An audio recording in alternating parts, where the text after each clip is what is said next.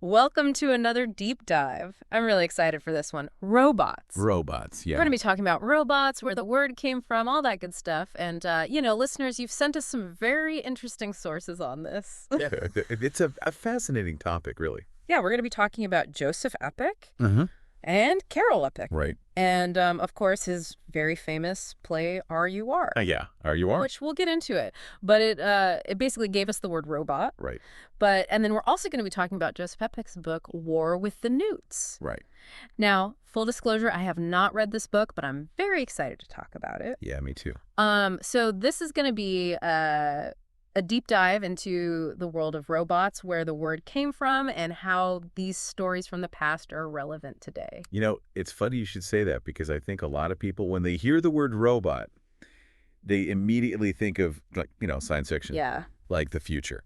But what's so interesting about these sources is how they show us that people were already grappling with these ideas, like 100 years ago. Exactly. Like the anxieties about technology, the role of humans in a world that's becoming increasingly automated. Like these are all themes that are still relevant today. Yeah, absolutely. And the word itself, robot, I mean, right there, it's loaded with social commentary, like from the start. Okay, so let's just get right into it. Most people, and I'm one of them, always thought that Carol Opeck invented the word robot. Right, yeah. But that's not entirely true. Not entirely, no. What did we learn? Well, according to our sources, it was actually his brother Joseph who coined the term. That's so interesting. So Joseph Opeck. Yeah, but Carol kind of gets the credit because he's the one who made it famous. Right. He used it in his play, R.U.R., and that became this huge international hit. Like, everybody was talking about it. R.U.R. in 1921. Yeah, 1921. And let's talk about this play because it really reflects, it's kind of a cultural phenomenon, right? Yeah, absolutely. It really captured the anxieties of that time. You have to imagine, like, it's the early 20th century.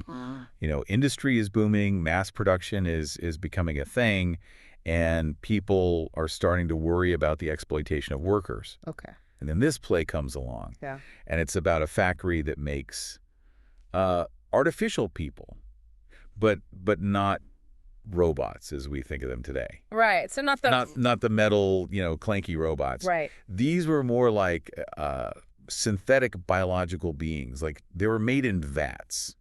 Hold on. Made in vats, like clones. Yeah, more like clones, yeah. I mean, it's fascinating to think that he was writing about this, like, way before modern genetics. Yeah. But the point is, these beings, they were created to be workers, to be servants, almost like, slaves. Okay, yeah. And I guess that makes sense because even the word robota, the Czech word, means forced labor, right? Exactly. So right there in the word itself, you have this idea of beings who are created to serve, who are maybe even exploited. Right. Wow. That's a really powerful connection. So from the very beginning, the word robot is tied to these ideas of labor, of maybe even dehumanization. Yeah. And Opek, he was really tapping into some very real fears that people had at the time, and not just about these artificial beings, but about the dehumanization of workers in general in this kind of industrialized society. It's like he's saying, hey, if we're not careful, we might end up creating a world where people are just cogs in a machine. Yeah, and the irony is, in RUR, the robots, the whole point of them is to free humans from work. Right. They're supposed to make life easier, right? But what happens? They end up rebelling. Yeah. They wipe out humanity. Exactly. The very things that were supposed to liberate us end up destroying us. Talk about irony, right? Yeah. APEC is sending this really powerful message about the dangers of dehumanizing anyone, no matter what they're made of. Yeah. And it makes you wonder, Yeah. are we, with all our technology, are we creating a future where it could turn against us? It's a scary thought, but it's hard not to see the parallels, right? Yeah, for sure. I mean, just look at how much we rely on technology today. Absolutely. And there's this, I want to talk about this one scene from the play because I think it's really interesting. Okay. Where Helena, the main character, she finds out that her secretary is a robot. Oh, yeah. That's a great scene. And she's completely shocked. She's like, wait, what? You're a robot. And it's so well written, like you can really feel her disbelief, Yeah. She just can't wrap her head around the fact that this person she's been working with, this person she thought she knew, is actually a machine. And I love that it really highlights how advanced Apex's vision was. Like he's writing about these robots that are basically indistinguishable from humans. Exactly. Like they look like humans, they can speak multiple languages, they have emotions, they even fall in love. Yeah, And this is back in 1921. Like, can you imagine what he would think of AI today? I know. Like, what would Joseph and Carol think about, robots that can learn and adapt? Yeah. Robots that are writing poetry and composing music. I mean, it's mind-blowing to think about. It really is. And it's a testament to their vision that their work is still so relevant today. Like, they weren't just writing science fiction. They were exploring human nature. They were exploring the ethical dilemmas of technology. Right. And these are questions that we're still grappling with. Absolutely. Like, they were ahead of their time in so many ways. Yeah. Okay, so let's shift gears a little bit and talk about Joseph Happig's novel War with the Newts. Okay. So we're going from robots to intelligent amphibians, but it sounds like there's some really interesting parallels here. Oh, definitely. I mean, this book, it was written in 1936, and it takes a slightly different approach, right? It's not about artificial humans. It's about intelligent newts that are exploited by humans. Okay, so instead of robots made in factories, we have these highly intelligent newts that are being used for things like pearl diving, and then just like the robots in RUR, they eventually learn from us and they rise up. Exactly. They turn on us, Mm. and it becomes this global war for supremacy. Wow. So both of these works, both RUR and War with the Newts, they're exploring the potential consequences of exploiting intelligent beings, even ones that are different from us. Yeah, and what's really interesting is that Joseph Happig wrote War with the Newts in 1936.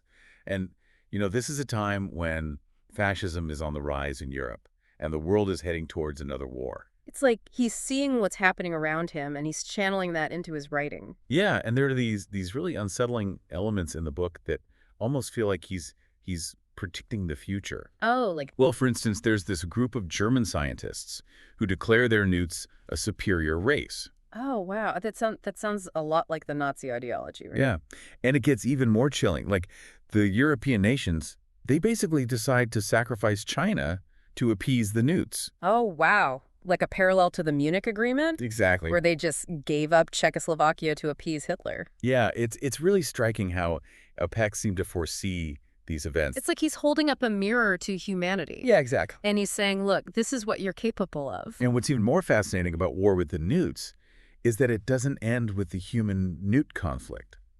Like, there's another layer to this story, a twist that takes things in a much darker direction. Okay, now I have to know what happens. Well, in the end, humanity is reduced to, like, this small population Mm-hmm. serving the newts. Wow, so the oppressed become the oppressors. Exactly. It gets Yep. this complete role reversal. Mm. And what's really, really interesting is that the newts, they've learned from humans, right? And so they end up repeating our mistakes. They become arrogant, they start fighting amongst themselves, and ultimately they destroy themselves. It's like that saying, those who cannot remember the past are condemned to repeat it. Yeah, exactly. And it's so powerful because it suggests that, no matter how intelligent a species is, no matter how advanced their technology is, they're still susceptible to the same flaws, the same mistakes. Yeah, and it really makes you think about the choices that we make as a species and, Yeah. and the potential consequences of our actions. It's a cautionary tale, but it's also a story about hope, right? Because it suggests that we have the power to choose a different path. Right. We don't have to repeat the mistakes of the past. We can learn from them. We can evolve. Yeah. We can create a better future. Wow. This has been an incredible journey so far. Yeah, it has. And we've only just begun to scratch the surface of these amazing works by Joseph and Carol Apek. We'll be back in just a moment to continue our deep dive. Stick around. Definitely. And it's really clever how Apig uses satire in War with the Newts to expose the flaws and hypocrisy of human society. Oh, really? Okay, give us some examples. Like, what is he poking fun at? Oh, like nationalism, the arms race, Mm. how shallow pop culture can be, even the arrogance of scientific authority. Oh, wow. There's this one scene where a white woman falsely accuses a newt of assault, Oh. and it like sets off this wave of newt lynchings. Oh, right. That was pretty brutal. Yeah, it was a brutal commentary on how prejudice and mob mentality can just take over. Right. And then there's that part where, remember, the European nations are basically like, you know what, let's just throw China to the newts and then they'll leave us alone. Yeah, not exactly humanity's finest moment, but it just feels so believable. Right. It's like He really had this way of pointing out these darker sides of human behavior. Exactly. And that's what makes both RUR and War with the Newts so powerful, Yeah. because they're not just about robots or newts, they're about us. They're about how we interact with technology and our capacity for both good and evil, and how the choices we make today can shape our future. It's important to remember the context, too, right? Like, both Joseph and Carol, they lived through some really turbulent times. They saw the rise of fascism, the horrors of World War II, Yeah. and those experiences definitely shaped their writing. Yeah, it's almost like they were sending a message to future generations like us, Ah. a warning about the dangers of unchecked power and blind nationalism and dehumanizing others. Precisely. Like, they understood that technology isn't inherently good or evil. Right. It's a tool, and like any tool, it can be used for progress and liberation, but it can also be used for oppression and destruction. Yeah. It all comes down to us as humans to decide which path we take. So what can we learn from these stories? Like, what wisdom can we take from Joseph and Carol Uppeck that might help us navigate this, increasingly complex world of technology that we live in today? I think one of the most important takeaways is that ethics need to be at the forefront of how we develop and use technology. Right. We can't just blindly chase progress without considering the social, ethical, and even environmental consequences. Yeah, you're right. We have to be aware of the potential downsides, things like job displacement, algorithmic bias, the erosion of privacy. Like, Right. these are all things that can come along with certain technological advancements. And maybe even more crucial is remembering that technology is a tool. Yeah. And like any tool, it can be used for good or for bad, and it's our responsibility to make sure it serves humanity, not the other way around. Right, which means asking tough questions, having open and honest conversations, and being willing to challenge the assumptions we have about the role technology plays in our lives. Exactly, and it's kind of what we're doing right now with this deep dive. Right. Like, these kinds of conversations are how we can shape a future where technology makes our lives better Yeah. without compromising our values or putting our humanity at risk. Exactly. It's not all doom and gloom, right? I mean, technology has incredible potential for good. I'm sure Joseph and Carol would have recognized that too. Absolutely, they weren't anti-technology, they were pro-humanity. Right. I think they would have been excited about how technology could help us solve some of the world's biggest problems, like poverty, disease, climate change. While still cautioning us to use it wisely and ethically Yeah. to make sure it benefits all of humanity, not just a select few. And, they might have even challenged us to go further. Like, remember in RUR how the robots eventually develop human emotions, even falling in love? Yeah. That was a pretty profound moment. Like, it suggested that these artificial beings could evolve beyond their programming, become something more than just machines. Yeah. What if, instead of fearing intelligent machines taking over, we consider the possibility of collaborating with them?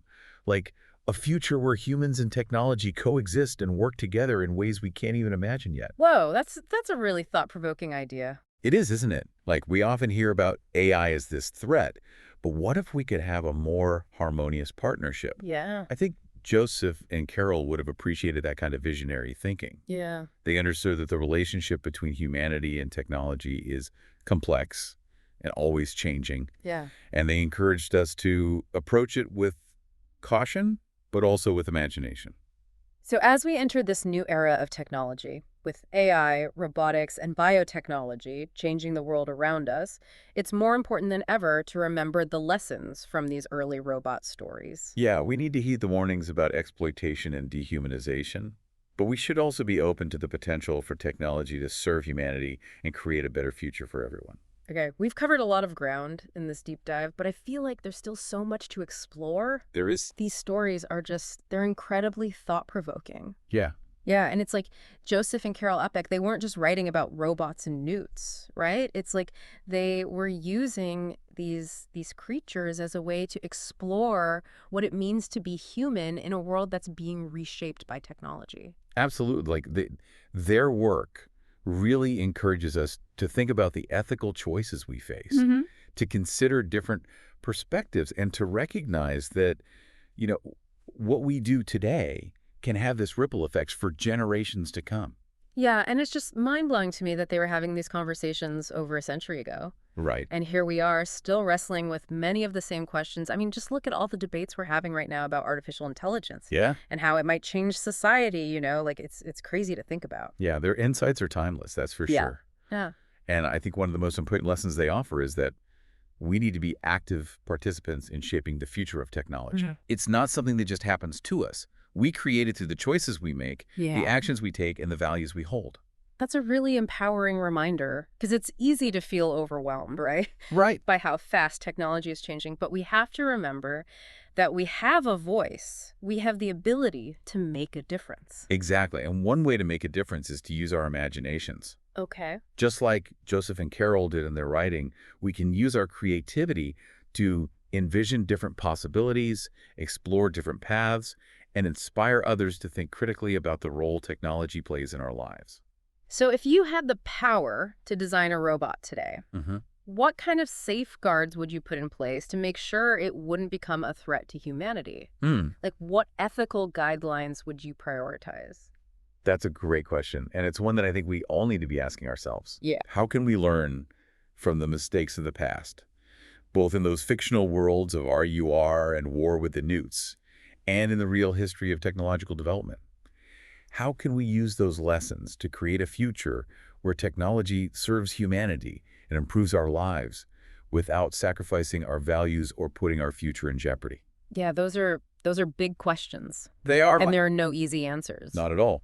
But by having these conversations, by challenging our assumptions, and by using our imaginations, Yeah. we can work together to navigate this technological age and shape a future that's both innovative and humane. Right. So as we wrap up this deep dive into the world of robots and newts and really like the future of humanity, Right. I just want to say thank you to our listeners for sending us these incredible sources Yeah, thank you. and for joining us on this journey. You know, it's been really thought-provoking. Absolutely. And I hope it's inspired you to think about the role of technology in your own life. And to imagine the possibilities. So until next time, keep exploring, keep questioning, and keep imagining.